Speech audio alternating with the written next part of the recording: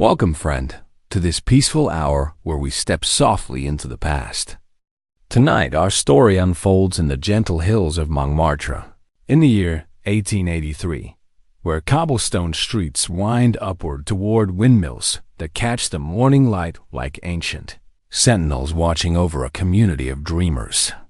Here, in modest studios carved from converted stables and humble attic rooms, a quiet revolution of color and light was beginning to bloom. The morning mist clung to the narrow streets of Rue Lepic as Henry Dubois made his way slowly up the familiar path to his small studio. Henry carried his worn leather satchel with the reverence of a monk carrying sacred texts, for within it lay his most treasured possessions: tubes of paint in colors that seemed to hold captured sunlight, brushes whose handles bore the smooth patina of countless hours of gentle use, and small canvas panels that waited patiently for transformation. Henry was 26 years old, the son of a baker from the provinces who had come to Paris with dreams as modest as they were sincere. He sought not fame or fortune, but simply the quiet satisfaction of capturing on canvas the gentle beauty he saw in everyday moments. The way morning light filtered through lace curtains, the patient dignity in an elderly woman's hands as she tended her small garden, the soft laughter of children playing in dusty courtyards. His studio, like many in this quarter, was a testament to creative resourcefulness. The room itself was narrow, perhaps 12 feet by 15, with a sloped ceiling that followed the line of the building's mansard roof. One large window faced north, providing the even, consistent light that painters treasured above gold. Beneath this window stood his easel, constructed from sturdy oak by a carpenter friend who understood that an artist's easel must be as steady and reliable as the earth itself. The walls of Henry's studio told the story of his gentle artistic evolution. Dozens of small paintings hung in careful arrangement, each one a meditation on light, color, and the quiet dignity of ordinary life. Here was a portrait of Madame Rousseau, the flower seller from the market, her weathered hands holding a bouquet of white lily with such tenderness that viewers felt they could smell their perfume. There, a landscape showing the view from his window on a rainy afternoon, the wet streets transformed into ribbons of reflected light that seemed to pulse with life. But Henry was not alone in his artistic journey. The community of Montmartre had drawn together dozens of painters, sculptors, writers, and musicians who shared a common vision of art as a means of celebrating beauty rather than shocking sensibilities. They formed a brotherhood and sisterhood bound not by formal organization, but by mutual respect for craft, dedication to patient observation of the world, and genuine care for one another's welfare and artistic growth. Each morning, as Henry prepared his palette with the methodical care of a master craftsman, he could hear the gentle sounds of his neighbors beginning their own creative work. From the studio next door came the soft scratching of charcoal on paper as Marie Clement worked on her delicate botanical illustrations. Below, the gentle tapping of sculptor Jean-Baptiste Laurent's chisel against stone created a rhythmic accompaniment to the morning's activities. Across the courtyard, the sweet voice of soprano Isabella Moreau practiced scales that seemed to drift through the air like musical butterflies. Artistic community of Montmartre had developed its own gentle rhythms and traditions that supported both individual creativity and collective flourishing. Tuesday evenings brought informal gatherings in the largest studio, where artists would share their work in progress, offer gentle critiques, and discuss the technical challenges they faced in their craft. These sessions were characterized not by harsh judgment or competitive display, but by generous sharing of knowledge and genuine enthusiasm for each other's artistic development. Henry had learned more about color theory from these informal discussions than from any formal instruction. Pierre Beaumont, a painter of exceptional skill who had studied at the École des Beaux-Arts, freely shared his knowledge of how different pigments interacted, which combinations created the most luminous effects, and how understanding the science of color could enhance rather than constrain artistic intuition. Marie taught the group about observational drawing, showing how careful attention to the subtle variations in natural forms could bring authenticity and life to even the simplest subjects. The community's approach to artistic education was revolutionary in its gentleness. Rather than the harsh competitive atmosphere that characterized formal art institutions, the Montmartre artists created an environment where mistakes were seen as necessary steps in learning, where individual artistic vision was celebrated rather than forced into predetermined molds, and where the joy of creation was considered as important as technical proficiency. On this particular morning, Henry was beginning work on what would become one of his most cherished paintings, a portrait of old Monsieur Gauthier, the neighborhood's knife sharpener, whose weathered card and patient demeanor had become beloved fixtures of the local streets.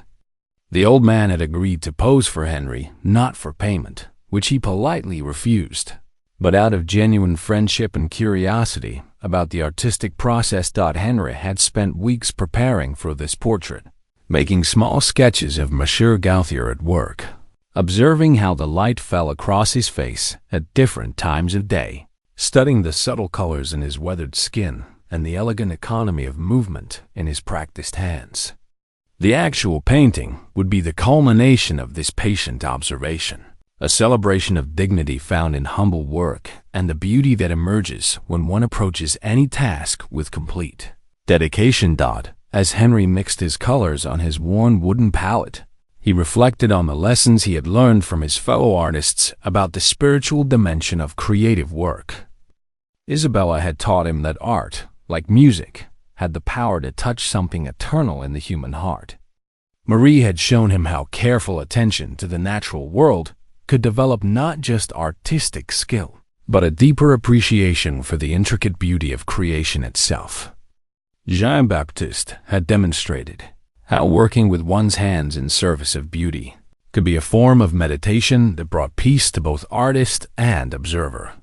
The morning light was reaching its perfect intensity when Henry began his first brushstrokes. He worked slowly, deliberately, allowing each mark to emerge from careful consideration rather than hasty impulse.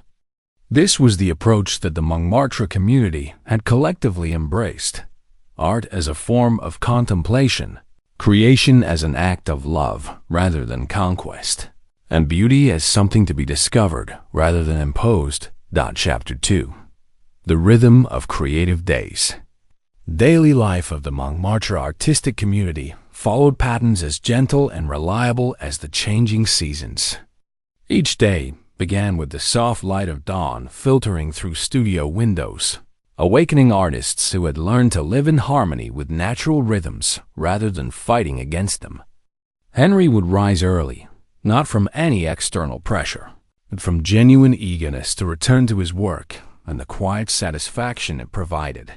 After a simple breakfast of bread, butter, and coffee prepared on the small stove that served all his domestic needs, Henry would spend the first hour of his day simply observing.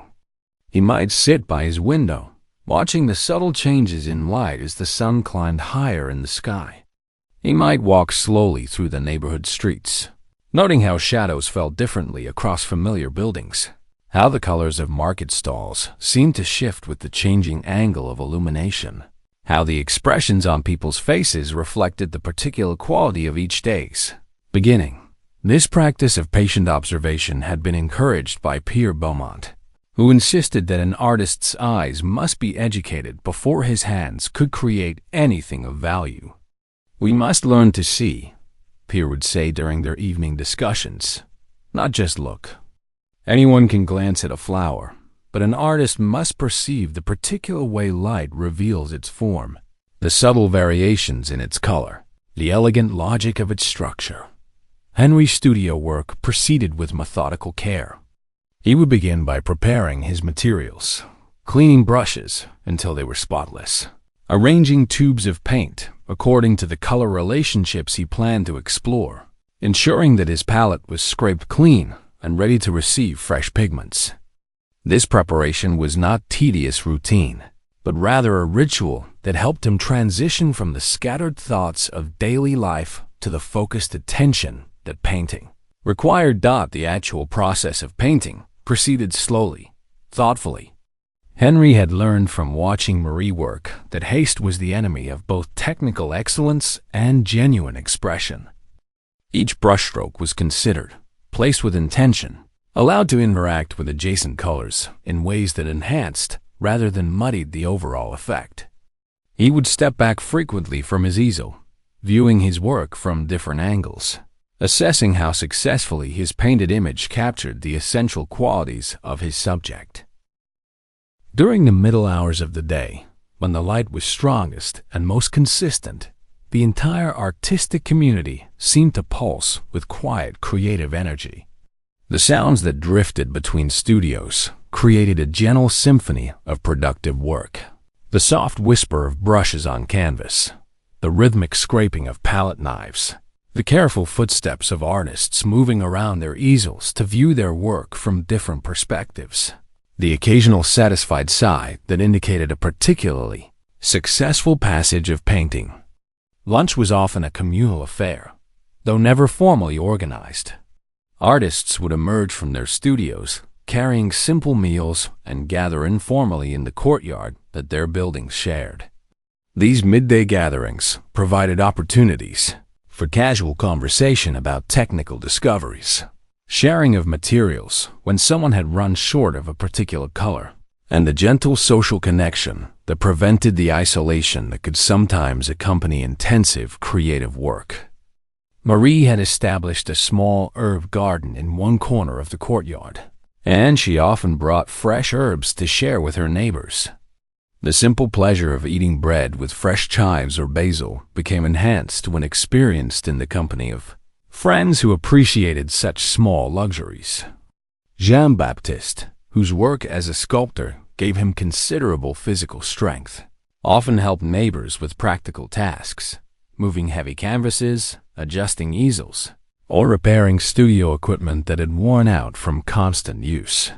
The afternoon hours brought a different quality of light and a corresponding shift in the day's artistic activities.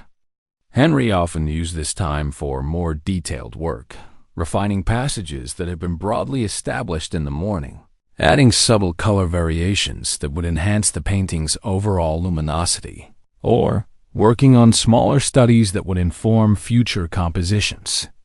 Isabella's practice schedule provided a musical backdrop to these afternoon work sessions. Her voice exercises, scales, and aria practice created an atmosphere of disciplined beauty that seemed to inspire everyone within hearing distance. There was something profoundly moving about listening to a human voice trained to perfection while working to achieve similar excellence in one's own chosen medium. The parallel dedication, the patient repetition required to achieve mastery, the transformation of technical skill into expressive power. These connections between different art forms enriched everyone's understanding of the creative process. Tuesday afternoons were reserved for the community's informal art instruction sessions. These gatherings had evolved naturally from the artist's desire to share knowledge and learn from each other's expertise. Pierre would demonstrate color mixing techniques, showing how different combinations could create effects ranging from brilliant luminosity to subtle, atmospheric depth. Marie would lead drawing exercises that helped artists develop more accurate observational skills and more confident mark-making abilities. The instruction was never pedantic or authoritarian. Instead, it took the form of gentle guidance from more experienced artists to those still developing their skills. Questions were always welcomed, experimentation was encouraged, and individual artistic vision was respected even when technical skills were still developing. The goal was not to create artists who worked in identical styles, but to help each person develop the technical foundation necessary to express their unique way of seeing the world. Henry particularly treasured these learning sessions because they reminded him that artistic development was a lifelong journey rather than a destination to be reached. Even Pierre, whose paintings already showed remarkable mastery, continued to experiment with new approaches and to learn from the discoveries of his less experienced colleagues. Marie's botanical illustrations had influenced several painters to pay closer attention to natural forms, while Jean-Baptiste's understanding of three-dimensional structure had helped painters create more convincing representations of volume and space. The evening hours brought a different kind of creative activity. As the natural light faded, artists would often shift to work that didn't require precise color discrimination, organizing materials, planning future compositions, or engaging in drawing exercises that could be completed by lamplight. These quieter activities created opportunities for reflection on the day's work and preparation for the next day's creative challenges. Dinner was often another communal affair, though again arranged spontaneously rather than through formal organization. Someone might announce that they were preparing a pot of soup large enough to share, and neighbors would contribute vegetables, bread, or wine to create an impromptu feast. These evening meals were characterized by conversation that ranged from technical artistic topics to discussions of literature, music, politics, and philosophy. The Montmartre artists were not isolated from the broader cultural currents of their time, but they approached contemporary ideas with the same thoughtful consideration they applied to their artistic work. They discussed the new scientific discoveries that were changing understanding of light and color, the literary movements that were exploring different approaches to expressing human experience, the social changes that were transforming French society in the late 19th century. These conversations enriched their artistic work by connecting their creative practice to the broader intellectual and cultural developments of their era. As night fell, the artists often continued working by lamplight, though the nature of their activities shifted to accommodate the artificial illumination. Henry might work on detailed drawings that would inform future paintings, or he might spend time organizing his collection of color studies, noting which combinations had been most successful and planning future experiments. Marie would often spend evening hours writing in her journal, recording observations about plant growth, color changes in flowers throughout their blooming cycles, or ideas for new illustration projects. The day's rhythm concluded with a gradual quieting of activity as each artist completed their work and prepared for rest. The sounds of brush cleaning, palette scraping, and studio organizing created a gentle evening symphony that marked the transition from creative work to peaceful sleep. Henry would often end his day by standing before his easel for a few moments, contemplating the day's work not with critical judgment, but with quiet satisfaction, and having spent his hours in service of beauty and genuine expression. This daily rhythm, repeated with gentle variation throughout the seasons, created the foundation for artistic development that was both disciplined and joyful. The Montmartre community had discovered that consistent, patient work in an atmosphere of mutual support and shared learning could produce artistic achievement that rivaled the most prestigious academic institutions while maintaining the joy and authenticity that made creative work personally meaningful. Chapter 3. The seasons of artistic growth spring arrived in Montmartre with a gradual warmth that seemed to awaken not only the natural world, but the entire artistic community's creative energies. Henry noticed the change first in the quality of light that filled his studio each morning. The harsh, clear illumination of winter softened into something more golden, more forgiving of subtle color variations, more conducive to the delicate work of capturing flesh, tones, and atmospheric effects. The season's arrival was marked by small but significant changes in the community's daily rhythms. Marie began spending more time in the courtyard garden, not only tending the herbs and flowers she grew for their practical uses, but making detailed botanical studies of plants as they emerged from winter dormancy.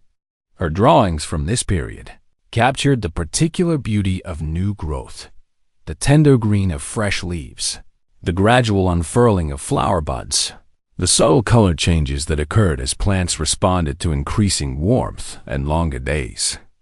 Henry found himself drawn to outdoor painting for the first time since the previous autumn. He began carrying his portable easel and a selection of paints on walks through the neighborhood, setting up in small parks or quiet street corners to capture scenes that the changing season made newly beautiful. These plein-air sessions required different techniques from his studio work: faster decision-making, broader brushstrokes, a willingness to accept happy accidents that indoor work could be planned to avoid. The spring light revealed colors that had been hidden during winter's gray months. Henry discovered that the stone buildings of Montmartre were not the uniform gray he had assumed, but contained subtle variations of warm and cool tones that shifted throughout the day. The new leaves on trees created delicate patterns of light and shadow that changed constantly as breezes moved through branches. Even the familiar faces of his neighbors seemed transformed by the season's gentler illumination, appearing more relaxed, more open, more hopeful. Pierre organized informal outdoor painting expeditions that became weekly traditions during the pleasant spring weather. A group of 4 or 5 artists would set out together, carrying their equipment to locations around Paris where interesting subjects and good light could be found. These expeditions served multiple purposes. They provided opportunities to practice techniques specific to outdoor work. They offered chances for immediate feedback and mutual assistance, and they created shared experiences that strengthened the bonds between community members.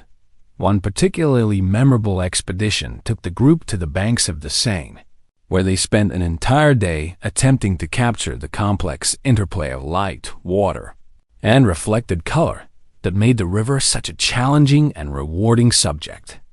Henry struggled initially with the constantly changing conditions. The light shifted as clouds moved across the sky. The water's surface transformed from smooth reflection to broken sparkle as wind patterns changed. The colors seemed to shift faster than he could mix pigments to match them. But Pierre's patient guidance helped Henry understand that plein-air painting required a different approach from studio work. Instead of trying to capture every detail with precise accuracy, outdoor painting demanded a more impressionistic approach, suggesting rather than defining, capturing the essential character of a scene rather than its literal appearance, working quickly to record fleeting effects of light and atmosphere that would never repeat exactly. Marie's botanical work reached new levels of sophistication during the spring months. Her detailed studies of plant structure had always been scientifically accurate, but the season's abundance of new growth allowed her to explore the artistic possibilities inherent in natural forms. She began creating compositions that combined scientific precision with genuine aesthetic beauty, showing how careful observation of nature could serve both educational and artistic purposes. Her studio filled with drawings that captured not just the appearance of plants, but their essential character: the aggressive energy of weeds pushing through cracks in stone, the elegant architecture of tree branches revealed by new leaf growth, the subtle color harmonies created when different flowers bloomed simultaneously in the same location. These studies influenced the work of several painters in the community, who began incorporating more naturalistic plant forms into their figure paintings and landscapes. Jean-Baptiste's sculpture work also responded to the season's influence. The warmer weather allowed him to spend more time working outdoors, where he could tackle larger projects without concern about studio ventilation or temperature control. He began a series of small garden sculptures designed to complement the natural environment rather than dominate it. Figures that seemed to emerge organically from rock formations, abstract forms that echoed the growth patterns of plants, fountains that incorporated the natural music of flowing water. The spring season brought new models and subjects to the community's attention. Isabella's expanding repertoire included songs that celebrated renewal, growth, and the joy of creative expression. Her voice seemed to gain new richness and flexibility as the weather warmed. perhaps responding to improved air quality and the generally more optimistic atmosphere that spring brought to everyone's daily experience. Henry's portrait of Monsieur Gauthier progressed steadily during these months. The old knife sharpener had proven to be an ideal model, patient, interested in the artistic process, and possessed of the kind of natural dignity that made him compelling as a subject. Henry worked slowly and carefully, building up layers of color to capture not just the man's physical appearance, but something of his character and life experience. The portrait sessions became opportunities for extended conversation between artist and subject. Monsieur Gauthier told stories of his younger days, when Montmartre had been more rural, more connected to the agricultural rhythms that still influenced the neighborhood's annual cycles. Henry learned about the craft of knife sharpening, the satisfaction of restoring useful objects to their proper function, the pride that came from mastering a skill that served the community's practical needs. These conversations influenced the painting's development in ways Henry had not anticipated. Understanding his subject's personality and life philosophy helped him make decisions about color, brushwork, and composition that went beyond mere visual accuracy. The portrait became a meditation on dignity found in humble work, on the beauty that emerges from complete dedication to craft, on the wisdom that comes from years of patient service to others. Summer arrived gradually, marked by longer days that extended the hours available for productive work, and by a quality of light that seemed to intensify colors throughout the natural and built environment. Henry's studio became almost too warm for comfortable work during the middle hours of the day, leading him to adjust his schedule, rising earlier to take advantage of cooler morning temperatures, taking extended midday breaks when the heat became oppressive, working later into the evening when the light remained good, but temperatures became more bearable. The summer months brought visitors to Montmartre, tourists curious about the artistic community, art dealers interested in discovering new talent, and artists from other cities who wanted to learn from the techniques and approaches that had made the neighborhood's painters increasingly respected throughout Paris. These visitors added new energy to the community while also creating opportunities for artists to see their work through fresh eyes and to articulate the principles that guided their creative practice. Henry found these interactions with outsiders valuable for clarifying his own artistic goals and methods, explaining to visitors why he spent so much time on careful observation, why he chose to work slowly rather than quickly, why he emphasized beauty and dignity rather than shock or novelty, helped him understand more clearly what made his approach to art personally meaningful and potentially valuable to others. The community organized an informal exhibition of work created during the spring months. This was not a commercial venture, but rather an opportunity for artists to share their recent discoveries with each other and with the neighbors and friends who had supported their work throughout the year. The exhibition space was simple. Walls of Henry's studio, the largest available, were cleared and prepared to display drawings, paintings, and photographs of sculptural work. The opening reception was a neighborhood celebration that brought together artists and the broader community that has supported their work. Monsieur Gauthier attended, bringing several of his fellow craftsmen who were curious to see how their neighborhood's artists interpreted the world they shared. Marie's botanical illustrations were particularly admired by local gardeners who appreciated both their scientific accuracy and their artistic beauty. Pierre's latest landscapes drew attention from visitors who were surprised by the sophistication and originality of work being created in such an informal setting. The exhibition's success encouraged the artists to begin planning a more ambitious project for the following year, a comprehensive documentation of neighborhood life that would combine multiple artistic disciplines to create a portrait of Montmartre that honored both its traditional character and its evolution as an artistic center. This collaborative project would require the combined skills of painters, illustrators, sculptors, and musicians working together toward a shared vision. As autumn approached, Henry reflected on the artistic growth he had experienced during the spring and summer months. His technical skills had improved through consistent practice and patient experimentation. His understanding of color relationships had deepened through outdoor work that challenged him to respond quickly to changing conditions. His ability to capture character and personality in portraiture had developed through the extended work with Monsieur Gauthier and other neighborhood subjects. But perhaps most importantly, his sense of belonging to a creative community had strengthened his confidence in pursuing artistic goals that might seem modest by conventional standards but were personally meaningful and potentially valuable to others who shared similar sensibilities.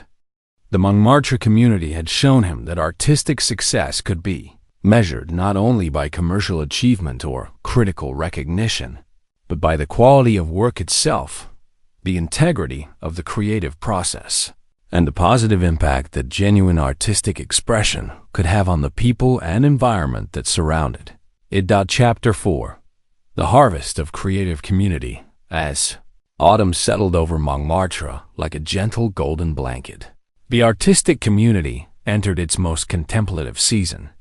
The dramatic changes in natural light that accompanied shorter days created new challenges and opportunities for painters, while the cooler temperatures made studio work more comfortable and concentrated creative sessions more sustainable. Henry noticed that his morning light now arrived later and with a different quality that seemed to enhance warm colors while muting cooler tones. This seasonal shift influenced his color palette choices and led him to experiment with combinations he might not have considered during the brighter months of summer. The autumn light was particularly flattering for portraiture, lending a warm glow to skin tones and creating more dramatic contrasts between light and shadow areas. The neighborhood itself was transformed by the season. Trees that had provided green backdrops for outdoor painting sessions now offered spectacular displays of yellow, orange, and red foliage that seemed to glow when backlit by the lower angle of autumn sun. Henry began a series of small landscape studies focusing on these color relationships, working quickly to capture effects that lasted only minutes before changing as the sun continued its daily arc across the sky. Marie's botanical work shifted focus to document the season's transformation of plant life. Her drawings captured the elegant process of senescence, the gradual color changes in leaves as chlorophyll broke down to reveal underlying pigments, the architectural beauty of seed pods and dried flower heads, the subtle textures of bark and branches revealed as leaves fell away. These studies required different techniques from her spring work: more attention to linear structure, greater emphasis on texture and pattern, careful observation of the ways that dying plants could be as beautiful as those in full bloom. The autumn months were traditionally the time when Montmartre artists began preparing for winter by organizing their studios, planning projects that could be completed during the months of limited outdoor work, and taking stock of the year's creative achievements. This practical activity was combined with a more philosophical consideration of artistic growth and community relationships that had developed over the preceding seasons. Pierre initiated weekly evening discussions that brought the community together to share insights gained through the year's work. These sessions were held in different studios on a rotating basis, with the host providing simple refreshments and a warm, welcoming atmosphere for conversation that ranged from specific technical discoveries to broader questions about art's role in society and the individual artist's responsibility to both personal vision and community welfare. Henry's contribution to these discussions drew upon his experience with portraiture and his growing understanding of how artistic representation could honor the dignity of ordinary people. He spoke about the satisfaction he found in creating images that captured not just physical appearance, but something of each subject's essential character. He discussed the trust that developed between artist and model, the responsibility that came with being permitted to interpret another person's life experience, and the way that careful attention to individual subjects could reveal universal qualities that connected all human experience. Marie shared her observations about the relationship between scientific accuracy and artistic beauty in botanical illustration. Her work demonstrated that careful attention to natural truth could enhance rather than constrain creative expression, and that understanding the structural logic of natural forms could inspire artistic innovations that might not occur through imagination alone. She showed how detailed study of plant growth patterns had influenced her compositional choices in ways that made her illustrations both more accurate and more visually compelling. Jean-Baptiste discussed the unique challenges and satisfactions of working in 3 dimensions. His sculpture required understanding of form, weight, and spatial relationships that differed significantly from the concerns of painters and illustrators. But his work with stone and clay had taught him lessons about patience, persistence, and the rewards of physical engagement with materials that enriched the entire community's understanding of the creative process. Isabella's musical practice provided insights into the relationship between technical discipline and expressive freedom that applied to all artistic endeavors. Her daily vocal exercises, like the painter's color studies or the sculptor's material experiments, were not mechanical repetition, but conscious exploration of the medium's possibilities. She demonstrated how mastery of technique could expand rather than limit creative options, and how the discipline required for excellence in any art form could become a source of personal satisfaction independent of external recognition. These evening discussions strengthened the bonds between community members while also clarifying the principles that guided their shared artistic practice. They affirmed their commitment to patient observation, careful craftsmanship, and respect for both individual vision and collective learning. They discussed the importance of maintaining joy and curiosity in their work, avoiding the cynicism and competitiveness that could drain creative energy, and supporting each other through the inevitable periods of doubt and difficulty that accompanied serious artistic development. The autumn season brought the completion of several major projects that had been developing throughout the year. Henry finished his portrait of Monsieur Gauthier, achieving a level of technical sophistication and emotional depth that surprised even himself. The painting captured not only the knife sharpener's physical appearance, but something of his patient dignity, his pride in skillful work, and his generous spirit that made him beloved throughout the neighborhood. The portrait's completion was marked by a small celebration that brought together artist, subject, and the broader community that had supported the project. Monsieur Gauthier was deeply moved by Henry's interpretation of his character, commenting that the painting revealed aspects of himself that he had not fully recognized.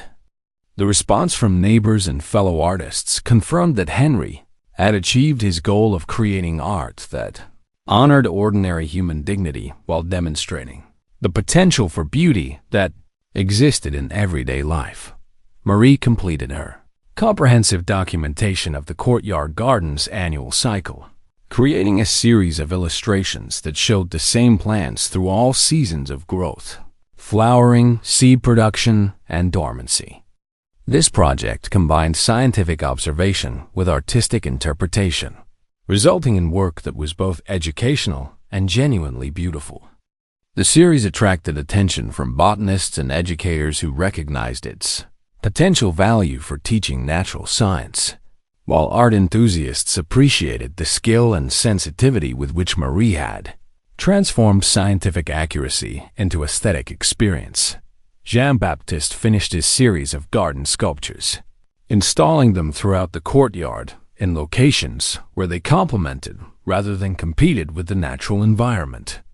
The sculptures enhanced the space's beauty while providing focal points for contemplation and gathering. Their integration with the garden demonstrated how art could serve community life without calling attention to itself or disrupting the peaceful atmosphere. That made the courtyard such a valuable shared resource. Isabella expanded her repertoire to include songs by contemporary composers whose work reflected the same values that guided the visual artists: practice, attention to natural beauty, respect for traditional craftsmanship, and commitment to expressing genuine emotion rather than fashionable sentiment.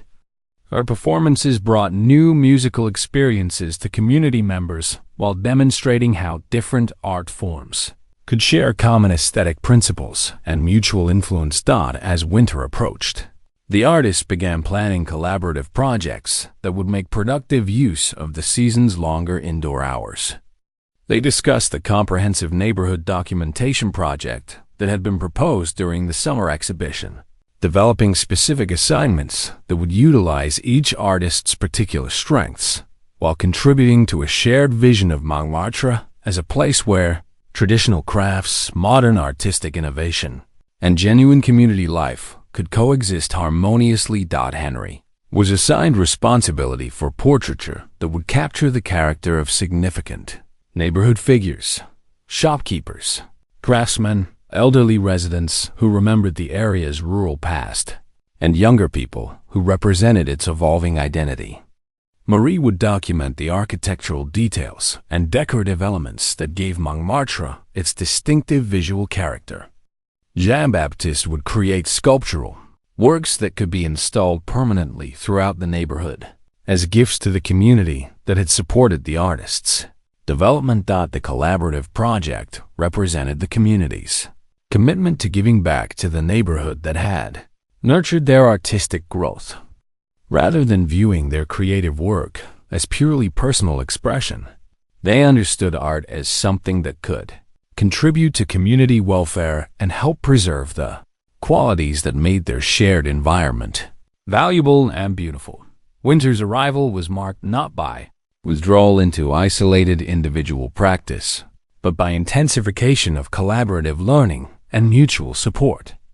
The shorter days and cooler temperatures created ideal conditions for focused studio work, extended creative sessions, and a kind of deep engagement with artistic challenges that required sustained concentration over long periods. Henry's studio became a gathering place for informal life drawing sessions that allowed community members to practice figure work during the months when outdoor subjects were less available. Marie organized workshops on drawing techniques that helped painters improve their observational skills and develop greater confidence in mark-making. Jean-Baptiste offered instruction in basic sculpture techniques for artists interested in exploring three-dimensional work. The winter months also provided opportunities for visiting museums and galleries that could inform the artist's understanding of artistic tradition and contemporary developments. These cultural expeditions were approached with the same thoughtful consideration that characterized all the community's activities. They prepared for gallery visits by discussing the artists and movements they would encounter. They took careful notes and made sketches of works that particularly impressed them, and they followed up with discussions that related their observations to their own creative practice. These museum visits reinforced the artist's conviction that their approach to creative work was both personally meaningful and artistically valid. They saw examples of great art from all periods that demonstrated the same qualities they sought in their own work: patient observation, careful craftsmanship, respect for subject matter, and genuine expression of the artist's response to life experience. They gained confidence that their commitment to beauty, dignity, and authentic feeling connected them to the finest traditions of artistic achievement. As the year drew to a close, Henry reflected on the artistic and personal growth he had experienced through his participation in the Montmartre community. His technical skills had improved dramatically through consistent practice, patient experimentation, and generous sharing of knowledge by more experienced artists. His understanding of artistic tradition had deepened through museum visits, discussions of aesthetic principles, and exposure to the work of contemporary artists pursuing similar goals. But perhaps most importantly, his sense of art's potential significance had expanded through witnessing how creative work could contribute to community life and individual fulfillment. The Montmartre artists had demonstrated that serious artistic practice could coexist with modest living, that creative achievement could be measured by personal satisfaction as well as external recognition, and that the pursuit of beauty could be a legitimate response to life's challenges and opportunities. The community's success in creating an environment that supported both individual artistic development and collaborative learning offered a model for how creative people could organize their lives around shared values while maintaining respect for individual vision and personal artistic goals. Their example suggested that artistic communities could serve broader social functions, preserving traditional skills, creating beauty that enhanced daily life, providing alternatives to purely commercial approaches to cultural production. Chapter 5. The Legacy of Golden Days. As the second year of Henry's life in Montmartre began, the artistic community had evolved into something that surpassed even their initial hopes for creative fellowship and mutual support. The relationships that had formed through shared work and common purpose had deepened into genuine friendships that enriched both artistic practice and daily life. The technical skills that had developed through patient practice and generous teaching had reached levels that attracted attention from beyond the neighborhood, while maintaining the authenticity and personal meaning that had motivated their initial commitment to serious creative work. Henry awakened each morning with eager anticipation for the day's artistic challenges and opportunities. His studio had become a place of genuine sanctuary where the outside world's pressures and distractions could be set aside in favor of the focused attention that creative work required. The painting supplies that had once seemed like precious luxuries now felt like natural extensions of his vision and intention.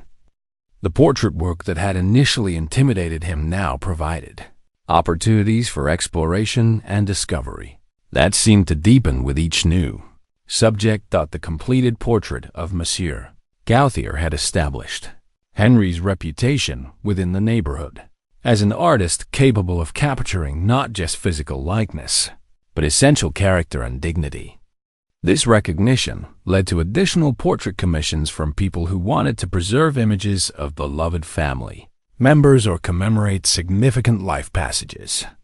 Each new project provided opportunities to explore different aspects of portraiture while maintaining the respectful, contemplative approach that made his work personally meaningful to both artist and subject. Marie's botanical illustrations had achieved a level of scientific accuracy and artistic beauty that attracted attention from natural history societies and educational institutions seeking visual materials for teaching and publication. Her ability to combine precise observation with aesthetic sensitivity had created a body of work that served both scientific and artistic purposes, demonstrating how careful attention to natural truth could enhance rather than constrain creative expression. Her influence within the artist community extended beyond her direct teaching to encompass a broader approach to observation and representation that enriched everyone's work. Painters found that adopting her methods of careful structural analysis improved their ability to create convincing representations of all subjects, not just botanical forms. Her emphasis on patient observation and respect for natural processes provided a philosophical foundation for artistic practice that connected technical skill development to broader questions about the artist's relationship to the natural world. Jean-Baptiste's sculptural work had evolved to encompass larger, more ambitious projects that served community as well as artistic purposes. His garden installations had proven so successful in enhancing the courtyard's beauty and usefulness that he received commissions for similar projects in other locations throughout Montmartre. His ability to create works that complemented rather than dominated their environments made him particularly valued by people who wanted to enhance public spaces without overwhelming their existing character. The collaborative neighborhood documentation project had progressed throughout the winter months, with each artist contributing work that captured different aspects of Montmartre's unique character and evolving identity. Henry's portraits documented the faces and personalities of long-term residents, whose memories preserved the neighborhood's history, while Marie's architectural studies recorded the decorative details and structural elements that gave the area its distinctive visual appeal.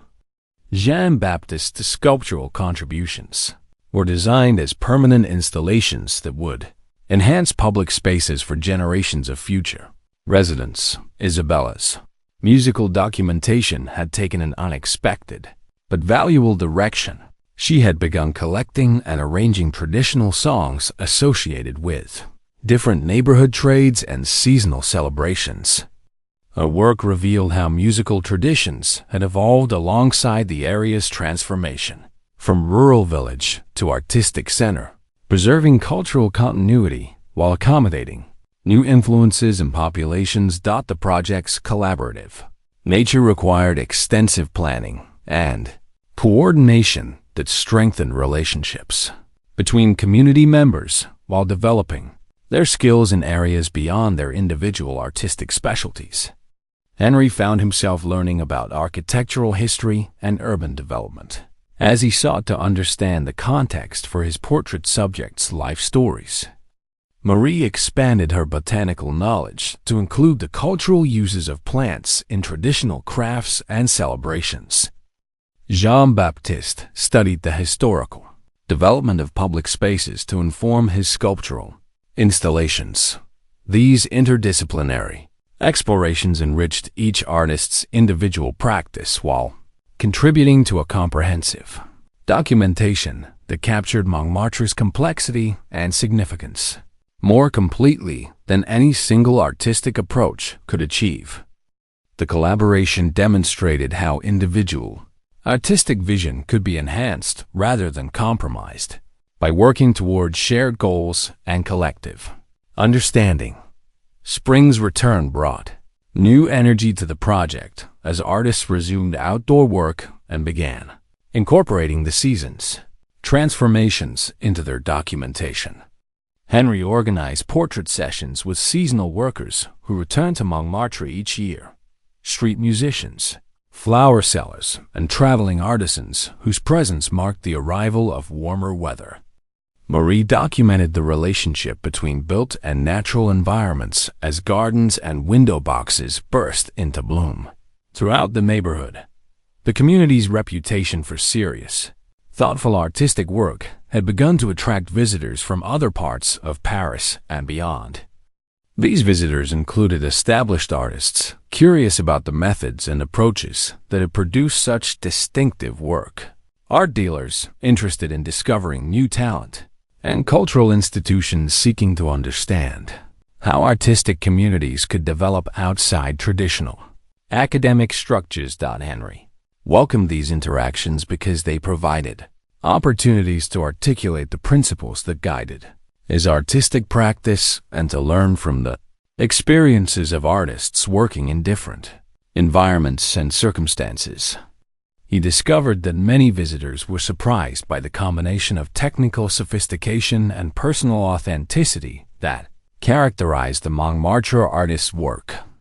They had expected either amateur enthusiasm lacking professional skill or professional competence lacking personal meaning and community connection.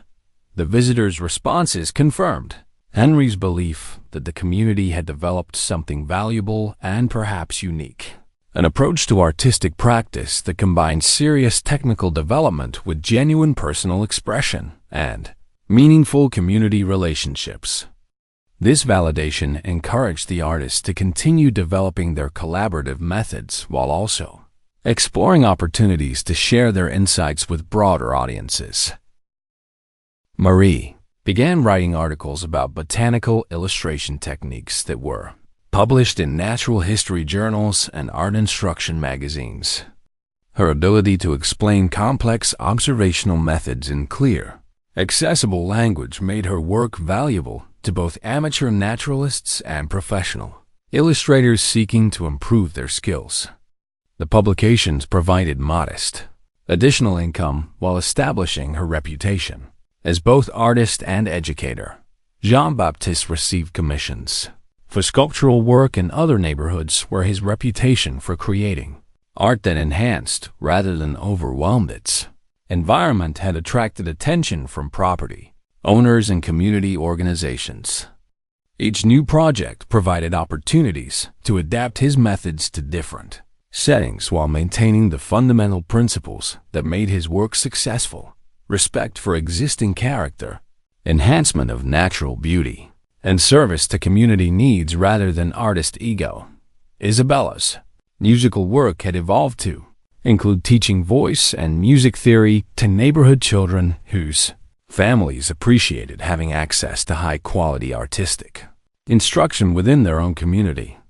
Our students' progress demonstrated how artistic skills could be transmitted through patient, supportive instruction that respected individual differences while maintaining high standards for technical development and musical understanding. The success of these individual expansions of artistic practice strengthened the community's collective confidence in their methods and goals. They had demonstrated that serious artistic work could be economically sustainable without compromising integrity or authenticity. They had shown that individual achievement could coexist with community loyalty and mutual support. They had proven that traditional artistic values could be preserved and developed within contemporary circumstances and social conditions.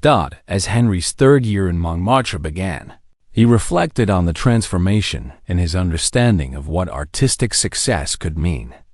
His initial goals had been modest: to develop sufficient skill to create satisfying personal work, to find a supportive community of fellow artists, and to contribute something beautiful to the world around him.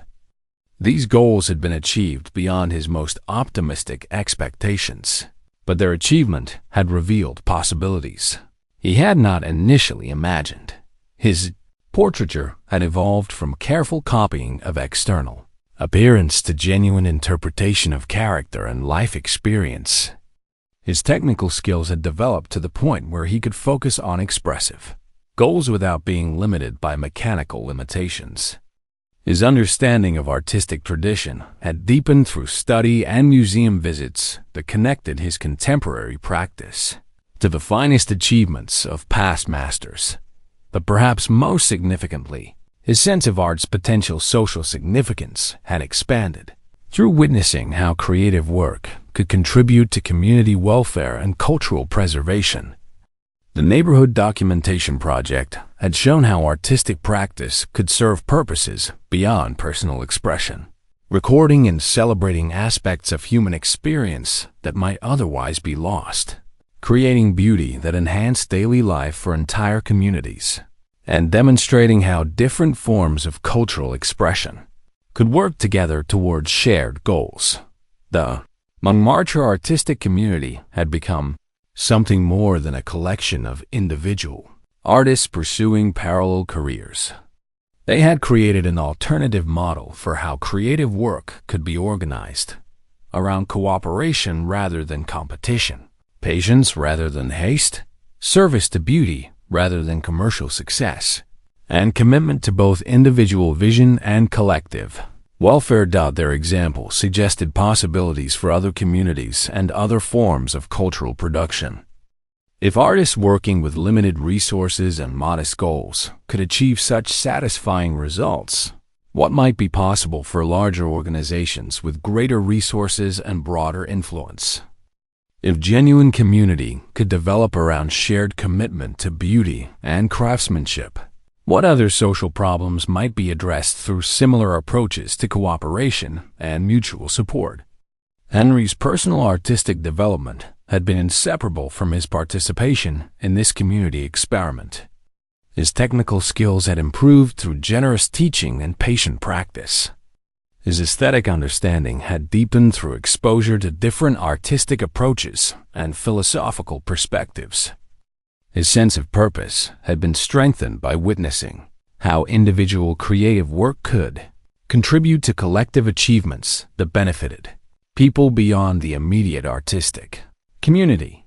Maré's botanical work had evolved into a comprehensive study of plant life throughout Paris and the surrounding countryside. Her illustrations combine scientific accuracy with aesthetic beauty in ways that serve both educational and artistic purposes. Her teaching had helped other artists develop observational skills that improved their work across all subjects and media. Her gentle personality and generous spirit had made her a beloved figure within the community whose influence extended far beyond her direct artistic contributions. Jean-Baptiste's sculptural practice had expanded to include architectural ornament, garden design, and public art installations that enhanced civic spaces throughout Montmartre and beyond. His work demonstrated how art could serve practical functions while maintaining aesthetic integrity and community appropriateness. His understanding of materials and construction techniques had made him a valuable resource for other artists working on projects that required technical expertise. Isabella's musical development had encompassed performance, composition, and instruction that brought beauty and cultural enrichment to the entire neighborhood. Her voice had achieved a level of technical excellence that attracted attention from professional musical organizations, while her commitment to community remained strong enough to ensure that her local relationships and responsibilities were maintained alongside her expanding opportunities. The community's collective achievements had attracted scholarly attention from researchers studying alternative models of artistic education and cultural production. University professors visited to observe the methods that had produced such distinctive results. Art educators incorporated aspects of the Montmartre approach into their own teaching. Cultural institutions began experimenting with collaborative projects modeled on the neighborhood documentation work. This external recognition validated the artists' belief that they had developed something valuable that could potentially influence broader cultural practices. But it also created challenges as increased attention threatened to disrupt the quiet, focused atmosphere that had made their work possible. The community needed to find ways to share their insights and methods without allowing external pressures to compromise the authenticity and personal meaning that made their artistic practice sustainable and fulfilling. Henry's role within the community had evolved from grateful newcomer to respected contributor, whose portrait work and collaborative spirit made him valued both as individual artist and community member. His paintings had achieved a level of technical sophistication and emotional depth that demonstrated the potential for significant artistic achievement within the community's supportive, non-competitive environment. But Henry's greatest satisfaction came not from external recognition, but from the daily experience of meaningful work within a community of people who shared his values and supported his artistic development. Each morning brought opportunities for creative exploration and discovery. Each interaction with fellow artists provided chances for learning and mutual encouragement. Each completed painting represented not just personal achievement, but contribution to a collective body of work that celebrated beauty, dignity, and authentic human experience. Chapter 6. The Enduring Light. The fourth year of Henry's residence in Montmartre marked a subtle but significant transition in both his individual artistic development and the community's collective evolution. The experimental phase of their collaboration had given way to established practices and traditions that provided stability while preserving the flexibility and openness that made creative growth possible. The artists had learned to balance individual vision with community cooperation, personal ambition with collective welfare, innovation with respect for proven methods. Henry's studio had become a place of pilgrimage for visitors interested in understanding how serious artistic work could develop outside traditional institutional structures. His portrait paintings displayed on studio walls in careful arrangements that told the story of his technical and expressive development, provided visual evidence of what patient practice and community support could achieve. The progression from his early, tentative attempts to capture likeness to his recent works that reveal character and life experience demonstrated artistic growth that rivaled the finest academic training. The portrait of Monsieur Gauthier, now regarded as Henry's masterpiece, had achieved a reputation that extended far beyond Montmartre. Art critics who visited the studio were impressed by the painting's combination of technical excellence and genuine human feeling. They noted how Henry had avoided both the cold perfection that characterized much academic portraiture and the superficial effects that marked commercial portrait work, achieving, instead, a representation that honored both the subject's individual dignity and the universal human qualities that made him compelling to viewers who had never met him. But Henry's artistic concerns had expanded beyond portraiture to encompass broader questions about art's social function and the artist's responsibility to the community that supported creative work. His involvement in the Neighborhood Documentation Project had revealed how individual artistic vision could serve collective purposes without sacrificing personal authenticity or creative integrity. This discovery had influenced his approach to all his work, making him more conscious of how artistic choices affected not only aesthetic outcomes, but social and cultural impact. Marie's botanical illustrations had achieved recognition within scientific communities as models of how artistic skill could enhance rather than compromise scientific accuracy. Her work was being used in university botany courses and research publications, where the clarity and beauty of her representations made complex plant structures more accessible to students and researchers. This practical application of her artistic skills provided both personal satisfaction and evidence that creative work could contribute to human knowledge and understanding. Her teaching within the artist community had evolved into a systematic approach to observational drawing that could be adapted to any subject or medium. Artists working in portraiture, landscape, still life, and abstract composition had benefited from the careful attention to structural relationships and natural processes that Marie's botanical work had taught her. Her influence had helped establish drawing as the foundation for all visual arts within the community, regardless of each artist's ultimate stylistic goals or preferred medium. Jean-Baptiste's sculptural practice had expanded to include architectural consultation for building projects throughout Paris, where his understanding of how three-dimensional forms interacted with their environments made him valuable to architects and urban planners. His work demonstrated how artistic sensibility could enhance practical design without adding unnecessary cost or complexity. His sculptures continued to serve community needs while exploring aesthetic possibilities that push the boundaries of traditional craft practices. Isabella's musical work had achieved recognition from composers and performers who appreciated how her community-based teaching and performance had preserved traditional musical knowledge while adapting it for contemporary circumstances. Her students had formed a neighborhood chorus that performed at local celebrations and cultural events, creating a musical tradition that connected residents across generational and class differences.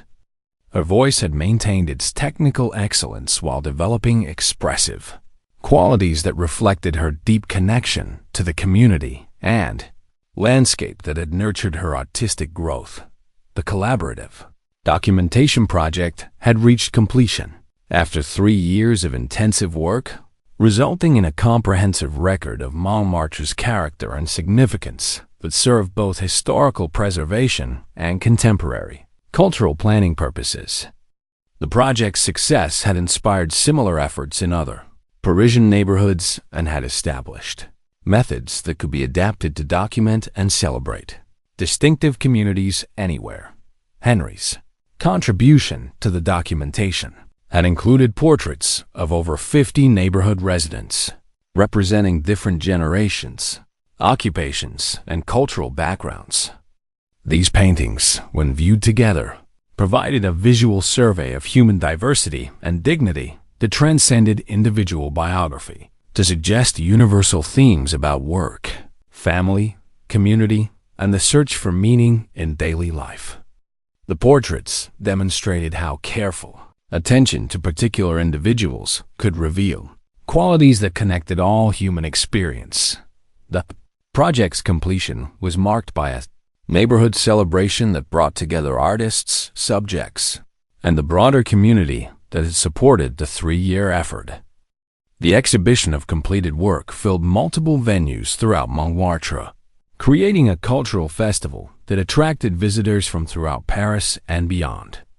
The success of this celebration validated the artists' belief that their work served community purposes while maintaining artistic integrity and personal authenticity. But the project's completion also created new challenges as the artists faced questions about how to sustain the collaborative energy and shared purpose that had motivated their most ambitious work. Individual artistic careers were developing in directions that created opportunities for broader recognition and financial success, but potentially at the cost of community, connection, and collaborative practice. Henry found himself increasingly torn between opportunities for individual advancement and loyalty to the community relationships that had made his artistic development possible. Gallery owners and collectors who had discovered his work through the documentation project offered commissions and exhibition opportunities that could establish his reputation within the broader art world. These opportunities were professionally attractive and financially beneficial, but they required time and attention that might compromise his ability to contribute to community projects and maintain the relationships that had nurtured his artistic growth. Marie faced similar choices as her botanical work attracted attention from institutions seeking scientific illustrations and natural history publications. Her unique combination of artistic skill and scientific knowledge made her valuable to organizations that could provide substantial financial support and professional recognition. But accepting these opportunities would require travel and research commitments that might separate her from the garden and community that had inspired her distinctive approach to botanical art. Jean Baptiste's architectural consultation work had become so successful that he could support himself entirely through commissions that utilized his artistic training for practical design purposes. This success represented exactly the kind of integration between art and life that the community had always encouraged. But the demands of professional architectural work left limited time for the sculptural exploration and community collaboration that had originally motivated his artistic development. Isabella's musical career had reached a point where professional opportunities beckoned from Montmartre. Her technical skills and expressive abilities had attracted attention from opera companies and concert organizations that could provide the kind of artistic challenges and audience recognition that every serious musician desired. But accepting these opportunities would mean leaving the community that had supported her development and the local students whose musical education she had made her responsibility. These individual career developments created collective challenges that the community had not anticipated during their initial years of shared work and mutual support. The success of their collaborative approach to artistic development was creating opportunities that potentially threatened the community relationships and shared values that had made their success possible. Henry proposed a series of community discussions designed to address these challenges while preserving the principles that had guided their collective development. These sessions, held during the autumn months when outdoor work became difficult and artists naturally gathered for extended conversations, focused on questions about how individual artistic careers could develop while maintaining community connections and collaborative commitments. Discussions revealed that all the artists shared similar concerns about balancing personal ambition with community loyalty, professional advancement with authentic artistic development, external recognition with internal satisfaction. They recognized that some degree of individual career development was necessary for the community's long-term sustainability, but they also valued the relationships and collaborative practices that had made their artistic growth possible. Marie suggested that the solution might involve developing new models of artistic career that could accommodate both individual advancement and community connection. Instead of viewing professional success and community commitment as mutually exclusive choices, they might find ways to pursue external opportunities while maintaining their collaborative practices and mutual support. Henry proposed establishing formal methods for sharing knowledge and resources gained through individual career developments with the broader community. Artists who traveled for professional opportunities could return with new techniques, materials, and ideas that would benefit everyone. Financial success achieved by individual members could be partially reinvested in community projects and infrastructure that would support future collaborative work. Jean-Baptiste suggested that the community's reputation for collaborative practice and innovative artistic education might itself become a resource that could attract funding and institutional support for projects that served both individual career development and collective goals. Rather than seeking to preserve their community in isolation from broader cultural institutions, they might work to influence those institutions by demonstrating alternative approaches to artistic education and cultural production. Isabella proposed that their communities' methods and achievements could be documented and shared through publications, workshops, and visiting artist programs that would spread their influence while providing additional income streams that could support community, infrastructure, and collaborative projects. Their success in creating supportive artistic community could become a model for others seeking similar alternatives to competitive, commercially driven approaches to cultural production. These discussions led to the development of new community policies and practices designed to support individual career advancement while preserving collaborative relationships and shared values. Artists who accepted external opportunities were encouraged to maintain studios in Montmartre and to contribute to community projects according to their availability and resources. Financial success was partially shared through contributions to a common fund that supported community infrastructure, collaborative projects, and assistance for members facing economic difficulties. The community also committed to documenting and sharing their methods through publications and educational programs that could influence broader cultural institutions while providing additional income for individual members. Their success would be measured not only by individual achievements, but by their ability to demonstrate that artistic excellence and community cooperation could coexist and mutually reinforce each other. Henry's own response to these challenges involved accepting selected external opportunities while maintaining his commitment to community-based portrait work and collaborative projects. He established a practice of spending half his time on commissions that provided financial stability and professional recognition, while dedicating the other half to community documentation and artistic exploration. That kept him connected to the relationships and values that had shaped his development.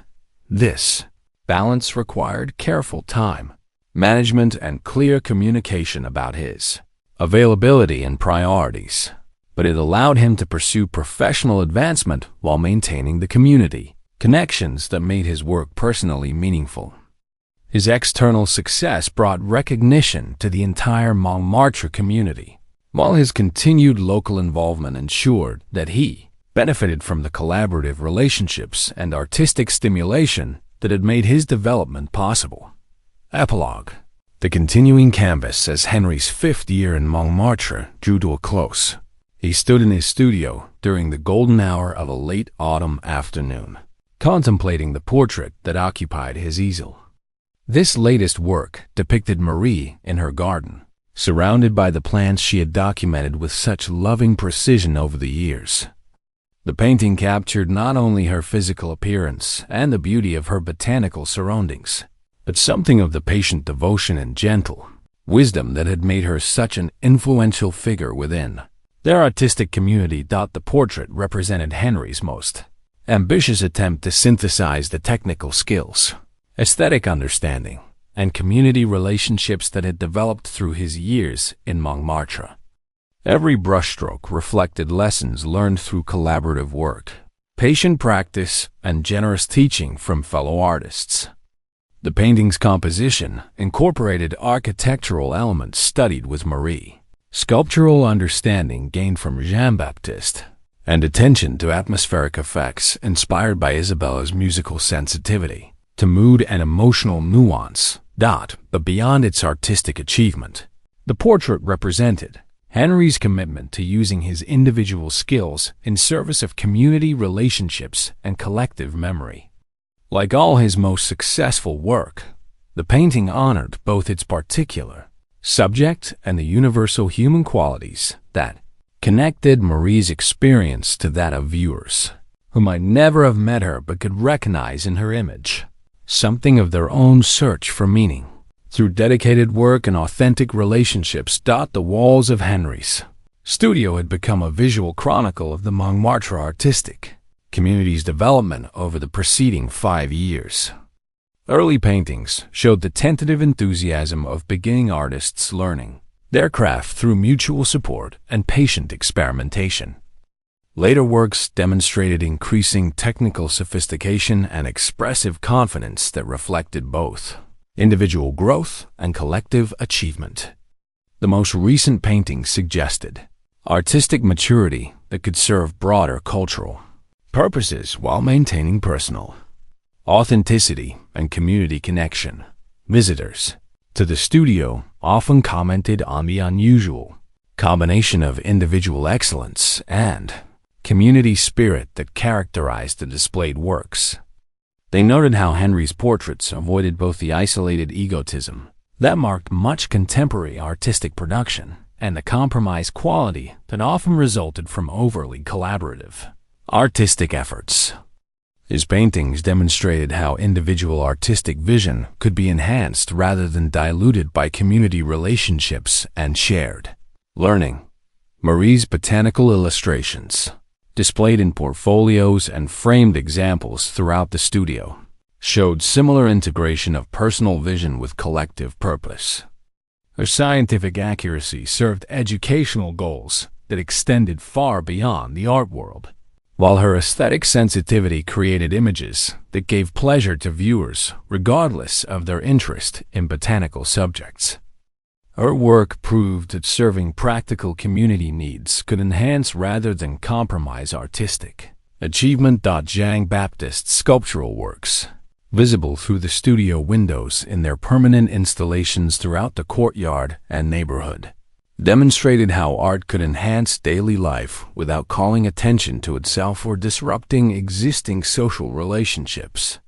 His pieces have become so integrated with their environments that visitors sometimes failed to recognize them as artistic interventions, mistaking them for natural features or traditional architectural elements. This invisibility represented exactly the kind of success he had sought: art that served community welfare while maintaining aesthetic integrity. Isabella's musical influence was audible throughout Montmartre in the voices of students who had learned not only technical skills, but appreciation for music as a form of community building and cultural preservation. Her teaching had created a generation of neighborhood residents who could participate in seasonal celebrations, informal concerts, and collaborative performances that strengthened social connections while maintaining artistic standards. Her work demonstrated how individual artistic excellence could multiply through generous teaching and community-oriented practice. The collaborative documentation project, now completed and permanently installed in community centers and public buildings throughout the neighborhood, served as a testament to what could be achieved when individual artists worked together toward shared goals while maintaining their distinctive approaches and personal artistic integrity. The project had influenced similar efforts in other communities, while establishing methods and principles that could guide future collaborative cultural work. Henry's role within this collective achievement had been both significant and modest. Significant because his portrait work had captured essential human qualities that connected individual experience to universal themes. Modest because his contribution had been possible only through the support and collaborative learning that the community had provided. His artistic development represented both personal achievement and collective success. The balance between individual advancement and community commitment that had seemed so challenging during the preceding year had proven manageable through careful attention to priorities and clear communication about availability and responsibilities. Henry's external commissions and exhibition opportunities had enhanced rather than compromised his community-based work by providing exposure to different subjects, techniques, and audiences that enriched his understanding of portraiture's possibilities and responsibilities. His income from external work had allowed him to contribute more generously to community projects while maintaining his modest living expenses and simple studio setup. Financial success had not created distance from community relationships, but rather had provided resources that could support collaborative work and mutual assistance during difficult periods. The community's approach to balancing individual and collective goals had attracted attention from cultural institutions and educational organizations, seeking alternatives to purely competitive models of artistic development. Visitors came regularly to observe their methods and to participate in workshops that shared their approaches to collaborative learning, community documentation, and integration of artistic practice with daily life. These educational activities provided additional income for community members while spreading influence that could potentially transform broader cultural institutions. The Montmartre artists had become inadvertent leaders in a movement toward more humane and sustainable approaches to artistic education and cultural production. Henry's personal satisfaction with this role exceeded anything he had expected when he first arrived in Montmartre. With modest goals and uncertain artistic abilities, his work had achieved recognition that extended far beyond his initial hopes, while maintaining the personal meaning and community connection that made creative practice emotionally and spiritually fulfilling. His artistic skills had developed to levels that allowed him to tackle ambitious projects without being limited by technical inadequacies, while his aesthetic understanding had deepened through exposure to different traditions and contemporary innovations. But perhaps most importantly, his sense of art's potential social significance had expanded through witnessing how creative work could contribute to community welfare, cultural preservation, and social harmony. The Montmartre community had demonstrated that artistic practice could serve purposes beyond individual expression or commercial success. It could strengthen community relationships, preserve cultural knowledge, enhance daily life, and provide alternatives to social problems that conventional approaches had failed to address.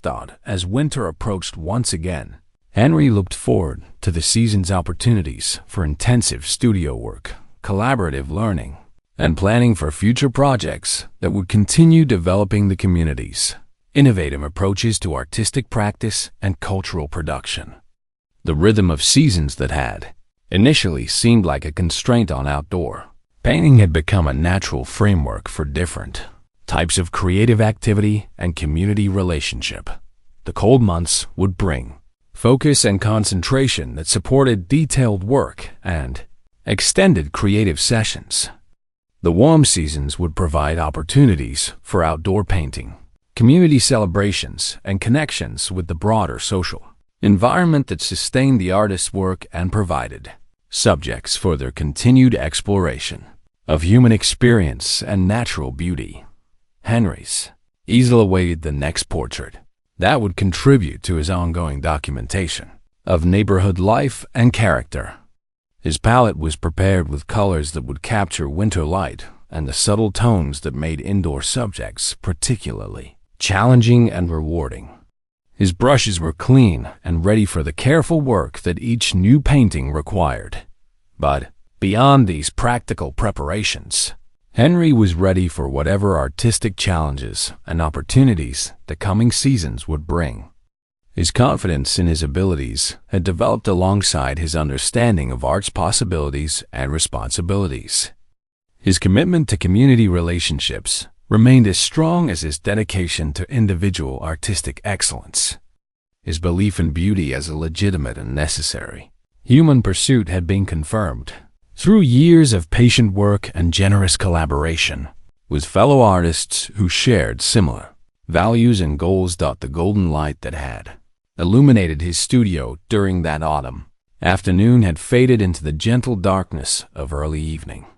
But the metaphorical illumination that the Montmartre community had provided for all its members continued to shine, promising continued growth, discovery, and achievement for everyone committed to the patient pursuit of beauty through authentic, artistic practice and genuine community relationships. The canvas was prepared, the brushes were ready, and the light would return tomorrow morning to begin another day of creative work in service of beauty, truth, and the enduring human need for artistic expression that honored both individual vision and collective welfare.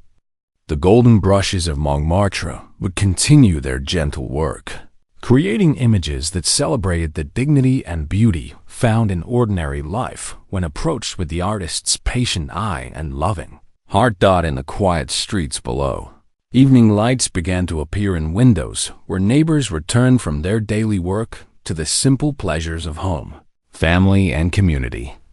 These were the people whose faces and stories had provided subjects for Henry's portraits, whose gardens had inspired Marie's illustrations, whose children had learned music from Isabella, whose public spaces had been enhanced by Jean-Baptiste sculptures. They were ordinary people living ordinary lives, but through the artist's patient attention and skillful representation, their experiences have been transformed into something that spoke to universal human themes and enduring values. Their individual stories had become part of a larger narrative about community, creativity, and the possibility that beauty could emerge from the most humble circumstances when approached with dedication, mutual support, and genuine love for the work itself.